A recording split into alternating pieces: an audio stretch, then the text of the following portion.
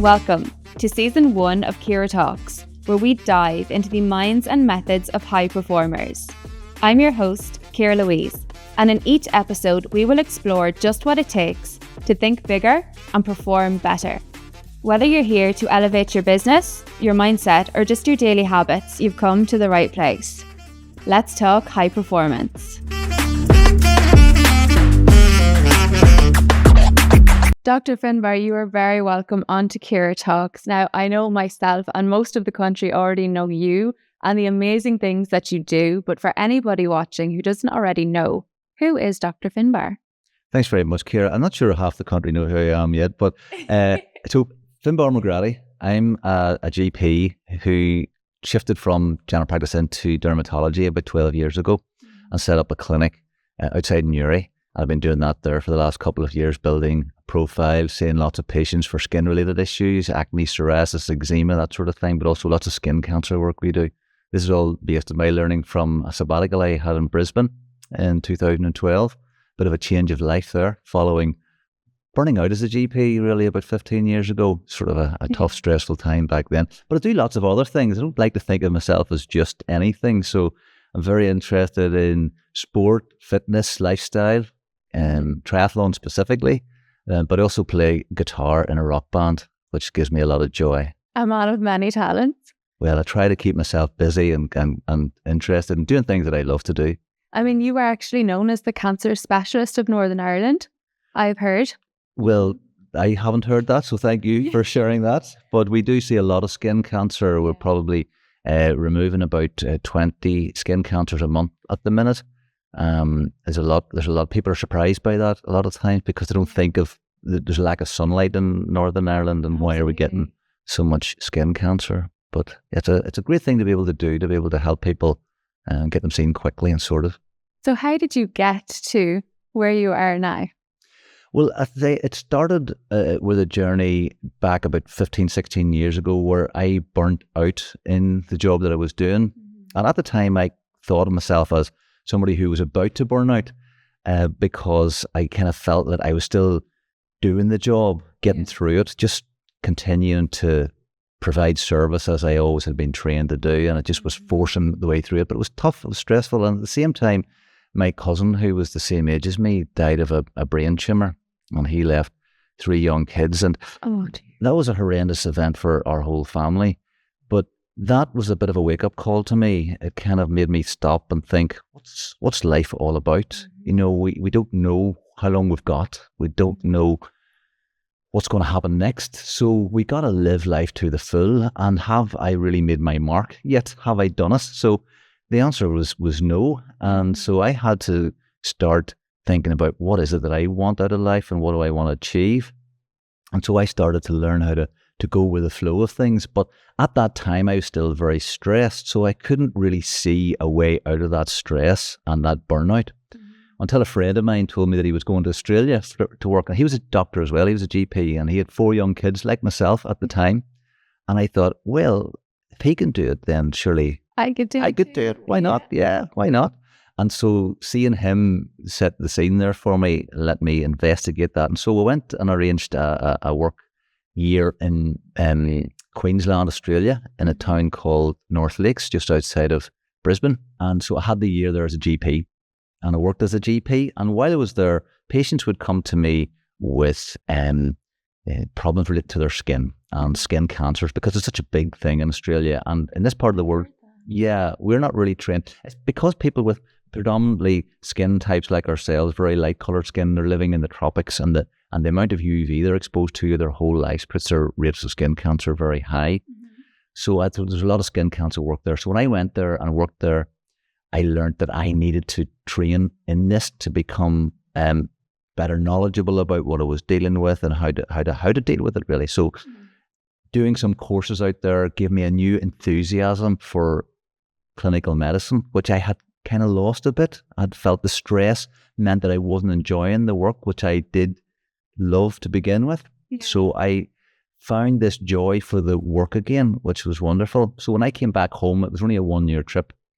when I came home again, I thought I'm going to have to pursue this and change my career. So I spent quite a few years then doing a portfolio type career. Basically, I had to leave the partnership that I was in to pursue more dermatology experience in the hospitals locally. I already taught at Queen's University, so I've always been involved with teaching medical students. But then I developed that further and started teaching other GPs, which was pretty intimidating, teaching your peers rather than teaching students who could nearly believe anything you might say, but your peers can call you out if you're if you're not quite. It's pretty nerve-wracking, yeah. So I had to push myself to do that, and that's quite stressful. That's one thing I learned as well. There's no comfort, and there's no growth in comfort. If you keep everything very comfortable and safe, you're not moving forward. So you gotta push things. So teaching my colleagues and then setting up an online course and bringing over the Australians who taught me, I managed to get them to come to Belfast, and they've been over now on a couple of occasions, Professor Cliff Rosendahl in particular, and great mentor friends now for life. And it's just been a wonderful thing to be able to build and grow. And I learned a lot about that as well. When you're working with experts from the other side of the world who are world renowned, they're human beings, people like us. They're just normal people. The world is small. You do hear that from time to time and other things. So I learned that, I'm a player within this field, so I can reach out to these people and have conversations and be part of that conversation. And that community as well. And then what was next for you? So you came back from Australia, you brought over. Did you go back again, or did that ever? Well, I'd gone for a year in 2000, and then the second year I'm talking about there more recently is 2012. So I've been back about a year and a half ago just to, when I was expanding my clinic, I wanted to see what they were doing, what the current up-to-date skin cancer work was going on, how to set up their clinic. So I used some of my learnings from that back when I set up my clinic in Kamloops, which has been open now for about a year and a half. But over the last 10 years, I was building that teaching in Queen's, teaching the GPs, and building a network of colleagues, really. And then it came, I was offered a job in a local clinic in Newry to do some private dermatology work. The consultant who owned that clinic stopped me in the corridor and said, Finbar, what are you doing here in the hospital? Because I thought you were working in general practice. And I said, oh yes, I was in general practice, but I'm now working in dermatology here in the hospital. And he said, dermatology, we need somebody to do some dermatology in our clinic. Won't you come over? And I said, oh, I couldn't. I'm just a GP. And he stopped me and said, what? You're not just a GP. Can you see the patients and deliver the service? And I said, yes. Well, that's all the patients want. That's what they want. They want solutions to their problems. Can you do that? Come and work with us. So basically I went again.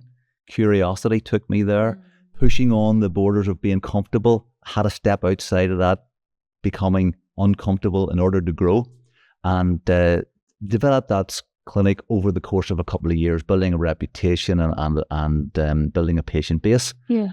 But eventually that clinic, it was taken over by different owners who had different outlook on what way it was going to develop. So I moved out of that clinic and set up my own practice then, and now I've got 5 doctors working with me. Amazing. And several nurses and admin teams. So we're building and growing, and I've got plans to expand in the future as well. So that's going great.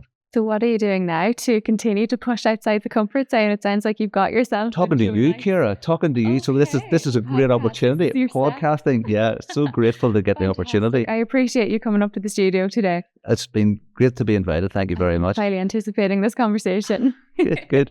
So I was in London doing one last week, and I've got hopefully more coming up in the future. But I love this opportunity to share my story, but also stepping outside of the normal clinical environment is uncomfortable for me, and so I'm pushing into that a little bit more these days, trying to expand what I know and where I want to go in life.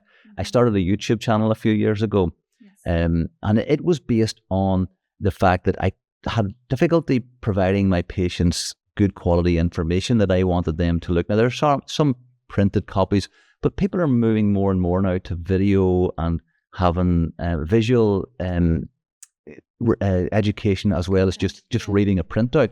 So I started providing education for my patients based on things I thought they needed to hear, because when you go to see the doctor, I'm sure a lot of people can relate to this, and you get a lot of information. Studies show people only remember maybe 20 to 30% of what they were told in that appointment. Right. So I'm saying the same things over and over again based on specific conditions. So I thought, well, if I put these into a video, obviously I'm not talking to an individual person, but the information is there and they can take out of it what they need. And come back to it. Yeah. Exactly. So I was giving patients those links thinking I might get a couple of dozen views on these, but my biggest performing videos had over 2 million views now, and it just shows you the world is a small place and people can access these videos from anywhere. And craving knowledge as well. And knowledge that they're not able to get from, and it's one of the things I think now, doctors who are like myself, I think it's a challenge for us to try and combat some of the misinformation that's online. Okay. Yeah, there's a lot of people are without medical degrees or any really even scientific qualifications are saying things that they're unable to back up with science. Yes. And what happens is a story which may or may not be true gets propagated and sold on as misinformation, really. So, and it's difficult for people viewing that to know, well, it sounds credible because it's had millions of views and there's lots of people commenting, so I believe this now, but it's possibly not the best information. So doctors like myself who are reading the evidence and have been trained and know what it's like interacting with patients in real life and what things work and what things don't work, we need to be coming forward more with this information now, I think. Absolutely. And when people speak with conviction as well, you tend to believe them more. I was only saying, I had a conversation this morning actually about TikTok and how toxic it is, specifically in the mental health realm, because you've got millions of people with this unsolicited advice and their experience and what they think. And then you've got vulnerable people who need somebody to tell them, absorbing this, as you said, misinformation. I didn't even consider the medical side of that as well. I mean, peptides, if we can talk about peptides, are a hot topic at the moment. Is that something that you deal with or work with? Or it's not something that we do at the minute. We're pretty much based on lifestyle and currently evidence-based treatments that are within guidelines. Peptides are new in that whole longevity field, and there's a lot of research still needs to be done on that. So you might get people promoting them saying they're wonderful for this or that, and I wonder, well, how do you know they're wonderful? And what evidence are you using? And so I think the evidence is still emerging on that. But just back to what you're saying about people giving mental health advice on TikTok, the bit that I find that's dangerous about that is how some of those people are very confident in the views that they give across, and it makes the listener believe what they're saying. But the confidence that they have is misplaced. They don't actually know what potential harms that they might be causing there. No. So it's something I think, that more doctors need to be going on social media and pushing against some of those things. What are some of the biggest medical misalignments that you've had to correct or that you'd like to spread awareness to correct? Off the top of your head, if there's none, that's no pressure. I think most of it comes down to when I look at a lot of advice around, I think of it like the icing on the cake or the very 1% stuff. So people get really focused on doing an ice bath or a sauna or using red light therapy. Like lots of these things there is data emerging on them, and yes, they could potentially be beneficial, but people are missing the fundamental stuff: getting 7 to 8 hours sleep, exercising regularly, eating a balanced diet. And again, there's the thing that we could talk about diets about. So many people are strongly convicted to one diet or the other, whether it's keto, carnivore, vegan, whatever. And so many people in those individual niches are so militant about that. How could they be wrong? But that means then how could anybody be wrong in those areas? And it's like religions, who's right, who's wrong, so everyone has their opinion on various things. But the thing is, one size does not fit all. And people who you may say the keto's the best thing that's ever happened to me, well, they won't stay with that for life. They tend to shift through other things. And the truth of it is, if you're wanting to lose weight, sticking to any diet, no matter what it is, will give you initial weight loss over those first few months. It's sticking to the plan and being consistent with it. It's being consistent. So you don't want to pigeon yourself into one particular area and not be able to step out of it and try other things. So I think it's just that. That's the bit that gets me, is the confidence of how I'm right and everybody else is wrong. I think it's more nuanced than that. It depends is usually the answer. But the problem is with it depends type answers is they don't go down well in podcasts. We want the 3 points to a healthy life. This and this. Exactly. Yeah. And people want it in a wee nutshell, but it's not quite as simple as that. Apart from the basic fundamentals of sleep, exercise, nutrition, Stress management has to be a big one in there too. And finding what works for you as well. Going back to diet, I mean, you said it, one size certainly does not fit all. People's digestive systems, I'm assuming, are completely different, like mine from yours, or yours from the production crews would be completely different. So you couldn't say, well, this would work for you until you test out different things, I assume. And, I've done a lot of reading on nutrition, and I've read a book from a dermatologist who's trained in nutrition. And there are certain principles that we can follow, but certainly not one size fits all. And even though I've done a lot of reading around this and know quite a bit about nutrition, I, at the minute, hire a sports nutritionist to help me with my sports nutrition. So what do I need to fuel for the training that I'm doing or for the life that I'm living? So I think even people who know stuff get benefit out of being coached from somebody who knows that a wee bit more. Somebody always knows more. Mm-hmm. Today's episode of Ciara Talks is brought to you by Dr Finbar Skin Clinic. Dr Finbar Skin Clinic is a GP-run practice with a special interest in dermatology, treating a wide range of skin conditions.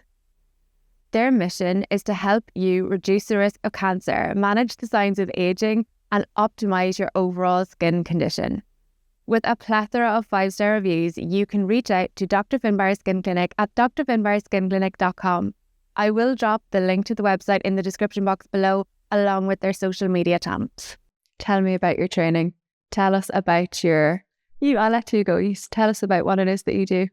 So when I was in Australia back in 2012, I was 3 stone overweight. Mm-hmm. I was pretty stressed out. I had acne on my face. I was in my late 30s at that point. During that year, I got my newfound joy for medicine again, for my career. And I started cycling to work every day. I had to because we'd only one car. My wife had to bring the kids to school. And I started swimming and doing a bit of jogging. And I lost 3 stone weight over that year without really trying too hard, just eating a bit better, drinking a bit less, and doing the exercise. Mm-hmm. And I was enjoying life.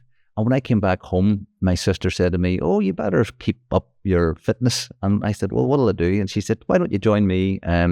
We're in the triathlon club in Newry." And I said, "Triathlon? Well, what is that? Swim, bike and run." And so I went just for the camaraderie and the motivation to keep going. And I started to discover that, I'm doing okay compared to this other guy here. And then the competitive head started to kick in. And that's a natural thing within me because I when I was a teenager, I played Gaelic football and cross-country running and basketball. I was into those things, but I'd let it go for 20 years. And so when I got... Just 20 years. Just the 20 years. And I picked it up again and then discovered that I was actually... My fitness came back quite quickly, mm-hmm. and I was enjoying it more to the point. And then I started to do well in races. And after a couple of years, I was getting to a level where I was able to represent Ireland within my age group. And I went to Europe and traveled and ended up winning 3 podium places in European championships. That's fantastic. So I did quite well at it, but I was really driven to do as well as I could. Mm-hmm. To outperform yourself. Outperform myself. I was racing myself. But then even with that obsessiveness became too much. It became unhealthy as well. And I reached a point where I had to let it go for a while because I was running on empty. Mm-hmm. I became tired and I didn't know what was going on. So even those positive habits of exercise and training became too much. So I learned that I had to recover as well as train. I had to learn the balance a bit better. Mm-hmm. To rein it back in. How to rein it back in again. So now I'm back training again. Bit of swimming, bit of biking, bit of running, but my mindset's different this time. I'm doing it for the joy, for the fun, for the adventure. Mm-hmm. We're going to Mallorca now in a few weeks for a training camp. I've got a couple of races planned overseas as well. So it's just about that adventure and I still love to do that. And then the health benefits are just a byproduct of that enjoyment. That is fantastic. I hope somebody watching can take a leaf out of your book. And when I mentioned book, let's talk about your newest release. Well, yes, this book is released today, actually. Congratulations. Yeah, I'm very, very proud of it. The Accidental Ironman. Now, it's not a book about Ironman or triathlon, actually, mm-hmm. but the story is what triggered the thought about writing the book. So at the end of 2024, I thought I had signed up for a half-distance Ironman, which in itself is quite a challenge. Mm-hmm. But a few days before the race, I discovered that I had signed up for the full distance Ironman, which is a 3.8k swim, 180k bike and a marathon run. And I had a decision to make. Do I pull out? Do I lose my mind over this, or do I just respond with curiosity and go and see what happened. So first of all, tried to change it to the shorter distance, but they said no. They were very, very strict on that. And basically then that started the whole journey of realizing that life events occur to us all, at all, always. And you think, as soon as I get through this next thing, everything will be fine. When has that ever happened? There's always another challenge, isn't there? It never ends. It never ends. It's like when the kids are away, getting through nappies. Oh, well, the thing will be fine. Yeah, and then there's the next stage. Primary school, the big school. Now my kids are driving and they're out and about. It never, ever ends. So we are, as humans, have these challenges thrown at us at all times. And we have a choice then. What do we do with those challenges?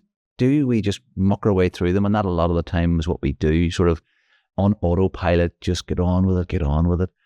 But we have a choice about responding to those challenges with curiosity, or we can throw our head up and react and it's like, I'm so stressed and why do I have to do that? And, and I've seen this across the consultation table. I'm giving diagnosis to patients for years, and I see how they respond or react different. And some people respond with let's get on with this and just let's approach this in a way that we'll do one step at a time. And other people just find it overwhelming and can't manage it. Now, nobody's right or wrong here, but I'm just saying that there is a way in which we can start to respond to these things rather than just reacting immediately. So the book then goes through a lot of cases in my own history, a lot of stories about how I learned to respond rather than react to these challenging life events. And the Ironman just did a little chapter at the end. So it's not for somebody who wants to do triathlon or anything like that. It's not a training program or anything like that. Book at all. It's for people who, like me, burnt out. And burnout, as I said earlier, I thought I was burning out at the time, but when I reflect back on it now and I apply the criteria of burnout to it, I had burnt out. I was totally burnt out, but was just pushing through. And I'm sure a lot of people are watching or listening to this who feel that way about their work or life, that, we're coping, we're getting on. That's how are you? Struggling on. That's not how life is supposed to be lived at all. And my message is, you always have a choice. There's another way. Mm-hmm. And burnout, if anybody's interested, there's three main criteria to burnout. Firstly, it's where your physical or mental health starts to suffer. You are suffering personally. The second one is where you become cynical about the job you're doing. And, you'll hear people saying, oh, it's the system we're in, or any of those sort of things. Yeah. And then thirdly, you just don't feel that you're being effective in your work anymore. You're working away, but you're not getting anywhere. You're like a hamster on a wheel. Yeah. And I think a lot of people are in that and find that there's no way out. I was there. My way out was going to Australia, but I didn't need to do that. If I had the insight or a bit of counselling or a bit of help, I probably could have worked it out here and done that, found joy in something different, changing things up. That phrase, if you keep doing things the way you always have done them, you'll keep getting what you've always got. Nothing changes if nothing changes. Nothing changes if nothing changes. Absolutely. So we need a change. Yeah. It's up to us and we have the choice. And I love people to have that message from today to empower people. You always have a choice. Yeah. And then the snowball effect will happen. Yeah. And even if you have no choice in the situation, if you're in a difficult situation and you think, well, I can't physically do anything about this situation, you do still have a choice about how you mentally think in that situation, and how you react, how you perceive that situation. Viktor Frankl's book, Man's Search for Meaning, talks about his time in the concentration camps. Yeah. Horrendous time. I'm not comparing anything that I've ever done to be anything like that. But still, he found meaning while he was there. And the book that he wrote afterwards, he had these plans in his head about what he was going to do. So you can still live a life within your own mind if you can't even get out of that situation. Mm-hmm. And that's completely up to you. As you said, choices. It's that person's choice. And I believe that there is a lesson in everything. Even if it's something that you find soul destroying at the time, after there's an end to everything as well. So after the end period, the reflection part, and then the lesson, if there's anything you can take from something, that will be, what did I learn? How do I not repeat that again there's a lesson there. Absolutely. And I would say that about my burnout. I write that in my journal now every morning. I'm grateful for burning out. Yeah, because it brought you to where I wouldn't be here. Yeah, absolutely. I'd be keep on probably just moseying on doing what I'm doing, which might have been fine. That's okay. But fine isn't living either. Fine. We want to push forward. We want to put ourselves into a bit of discomfort in order to grow, because there's a continuous growth process. Yeah, absolutely. Yeah, so I'm very excited about the book, and hopefully a few people will read it and get some value out of it. We do have some reflective points at the end of each chapter with some questions that people can work through or not, just to try and help them bring themselves onto their next stage. Mm-hmm. And where will that book be available, Finbar? Well, I'm planning to get some copies to have in the clinic to give or to sell at the clinic for patients, but I don't think that'll be the main place. Mainly it's going to be, at this stage anyway, the ebook and the physical copy will be on Amazon. Amazing. And then I do have plans to record an audiobook as well. Fantastic. Yeah.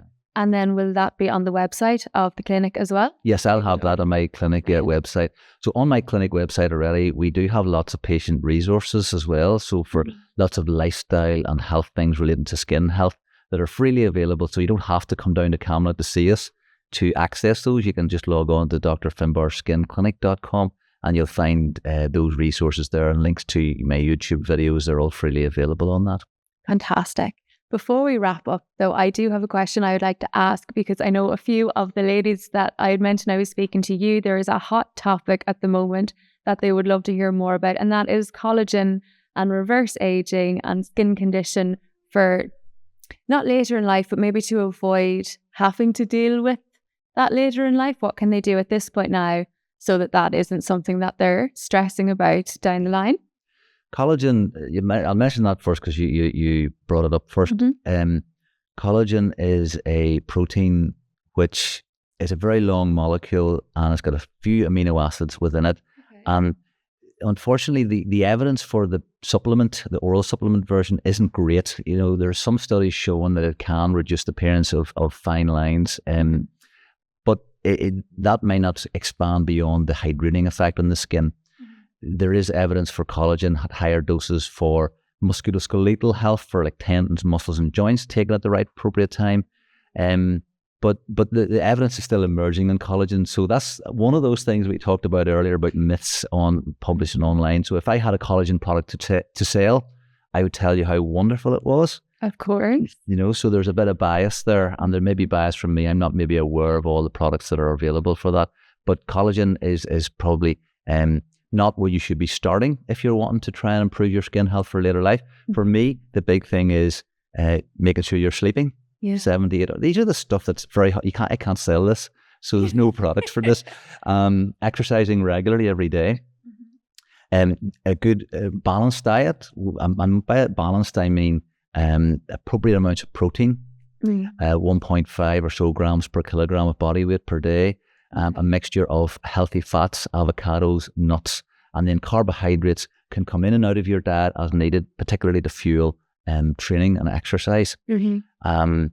Then we have stress management. So if we're constantly scrolling our faces, we're going to develop lines. Absolutely. So that's a big thing. And some people do say about whether Botox at a young age might prevent some of those lines developing. I don't know if that's true or not. It's not something that we do in our clinic. We're mostly medical dermatology. We don't do cosmetic work at this stage. So I just, the answer is I don't know about that. Mm-hmm. But I don't encourage younger people to have Botox too soon. And then we can't forget about sunlight, because sunlight is, this is interesting. There's a dual thing happening with sunlight. The sun has given life to everything on Earth. So how could it be bad for us? So sunlight is extremely healthy for us. We need sunlight.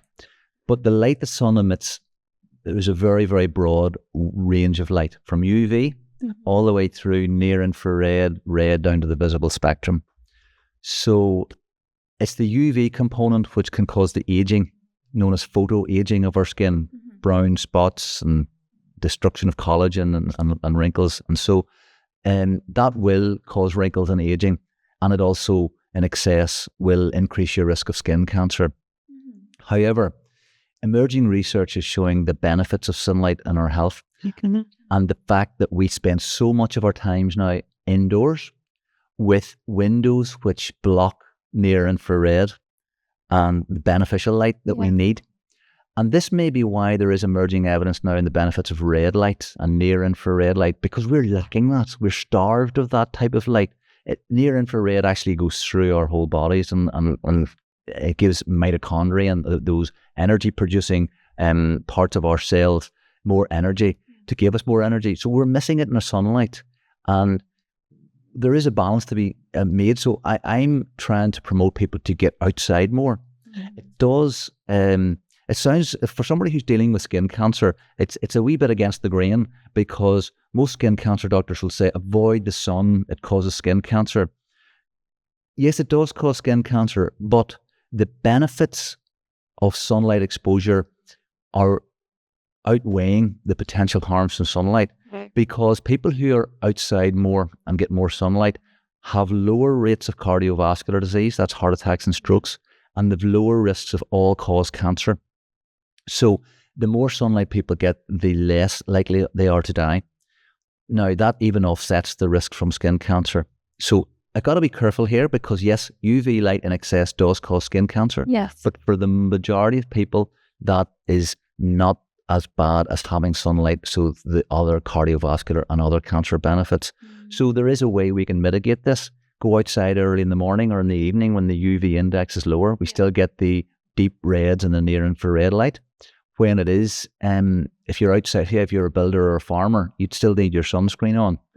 And that's very important, particularly in our country from April to September. So I still stand by that. But for the more people need to be told to get out and enjoy the sun more. So to wrap this up onto your question about aging, if a lady in particular wants to prevent photoaging, yes, by all means, use your SPF all year round, because that's the current guidance to prevent that photoaging. But don't avoid the sun. Let's get a bit of sunlight on other areas of our body so we can make that vitamin D. And it's not just vitamin D, it's nitric oxide that the sunlight triggers in our skin. Nitric oxide is a vasodilator, causes our blood pressure to drop. That's why we have the cardiovascular benefits from it. It's linked to longevity, of course it is. Yeah. But it's also linked to, if you're outside more, you're going to get more exercise.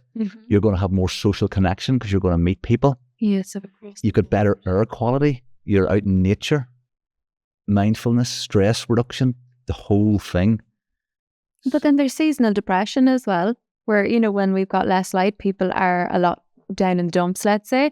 And then when you're out in the sunshine, I myself feel better when I've been outside and that lovely warm is just wrapped on my skin. It makes your mood lift. Absolutely. And I've been seen wearing light glasses in the wintertime to help my seasonal affective disorder, because the light is so important to us. Why? But even within our houses, we've got these LED lights, and they're giving out a very narrow focus of light in the band, not like the sunlight produces. So we do need to get outside and get the natural sunlight as well. And are you pro red light? This is a personal interest. I use a red light mask every day. Yes, I have a red light panel that I use, and I think the bigger evidence for it is over the winter months when there is less sunlight. Seems to be less benefits if we're going outside and we're getting that, because the sunlight contains all the light, contains the red light and the near infrared. So we probably don't get additional benefits by using a red light panel. But if you're using, are you using a red light face mask? Yes. Yep. Well, there is benefits to that, and particularly if you're being careful with your SPF across your face, then you're going to get benefits from that. Amazing. That's good to know. And like anything, they're cumulative. It's going to be over a long time period. And this reminds me of a thing I meant to say earlier. Any behavioural change habit, people expect to work within a week or two. Even when I give them a prescription for a cream for whatever it is, they expect it to work within a week or two. But for the most part, it takes several months for things to work. Yeah, of course. People do this across the life in many areas, about their fitness, about their health, or anything. We overestimate what we can achieve in the short term, but we totally underestimate what we can do in a year or two. It comes back to stick with it. You need to be consistent. Absolutely. Yes. I was at a photo shoot a couple of years ago, and after my photo shoot, one of the photographers reached out to me and he said, Ciara, I noticed you've got a particular kind of, I would call it a beauty mark, a mole on your arm I'm going to recommend that you go and have that checked. Yeah. Now, I haven't had that checked. Is that something you would recommend to people if they have moles, just to be safe, or just to, so they're not worrying about anything, to go and get them looked at? Or is there anything you'd need to look for to be like, oh, maybe this is a bit, and I need to go and see Dr. Finbar? Yeah, that's a great question. And it's something I do cover in some of my YouTube videos about skin cancer screening. So most of the patients that we diagnose skin cancer in present because they have something that they've noticed. For example, a growth on my face that's new, it's scabbing, it's bleeding, something like that. Yeah. Occasionally, people are sent to us by the hairdresser has noticed something new on my neck or my head, or a massage person or physiotherapist or something like that. So we do get people referred in. And thankfully, the vast majority of those cases turn out to be a benign lesion anyway. That's fine. We do a lot of full body skin screening.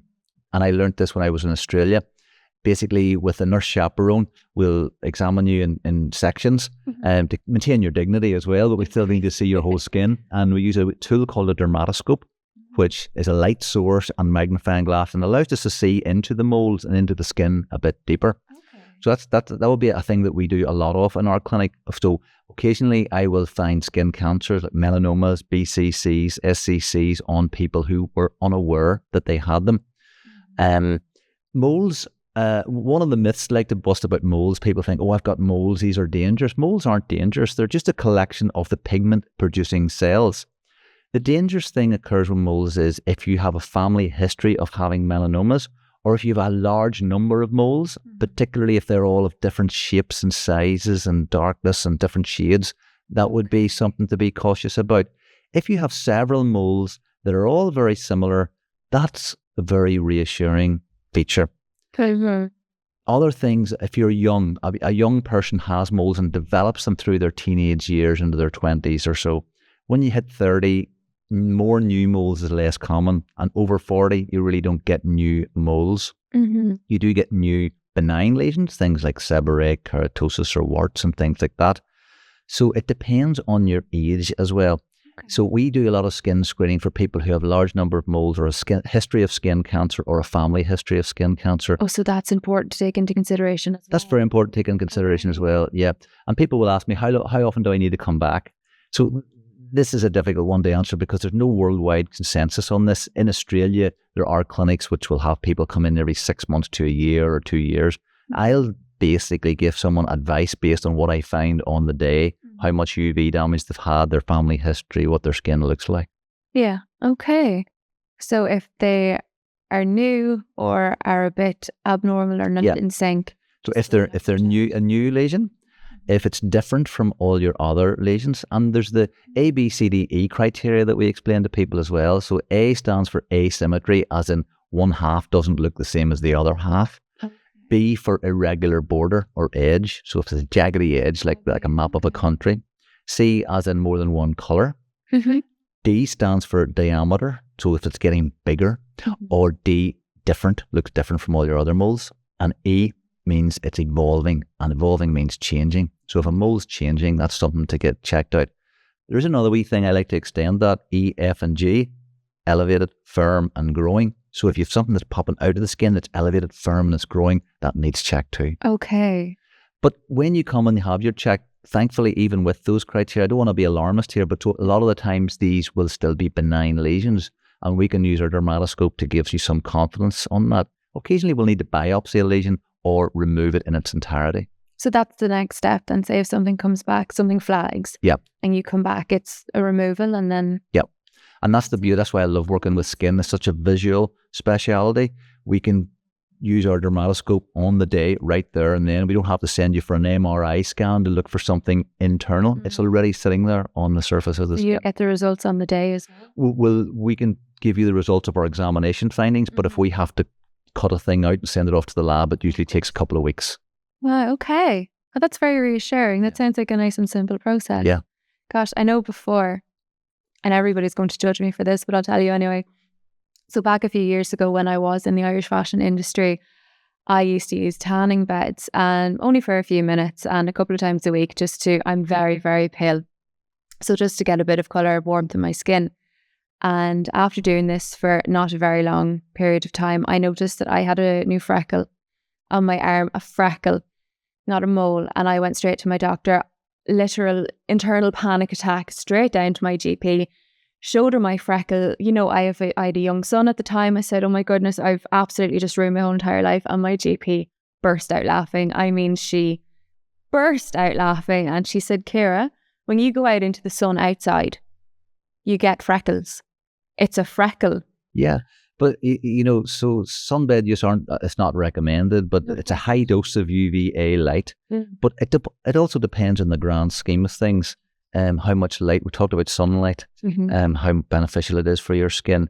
I would encourage someone to get sunlight rather than, especially early morning, rather than use the tanning beds. But you're right. People come to me with anxieties all the time. As part of my job is to understand that and examine and give an answer that reflects their anxieties back. Reassurance. Yeah. No, absolutely. Yeah. Absolutely.